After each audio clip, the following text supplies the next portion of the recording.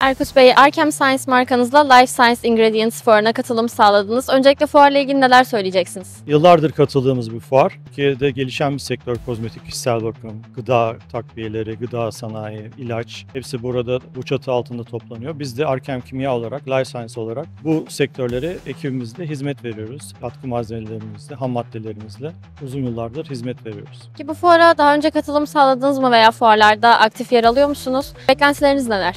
İlk günden beri fuarlara katılıyoruz. Sektör geliştiği için müşterilerimizle beraber olmak, onlara ürünlerimizi tanıtıyor olmak bizler için iyi oluyor. Onlar da bu sektörde diğer firmalarla beraber gelişimleri takip edebiliyorlar. Firma olarak bu yıl için hedefleriniz neler, neler yapacaksınız? Ayrıca burada fuarda hangi özel ürünleri sergiliyorsunuz? Her sene gelişen bir sektör. Birçok yeni ürünümüz oluyor her noktada. Kozmetikte olsun, ilaç takviyeleri, ilaçta olsun, ilaç takviyesinde olsun. Burada ürünlerimizi tanıtımları yapıyoruz. Bu sene özellikle gıda takviye noktasında yeni ürünlerimizin tanıtımını yapacağız.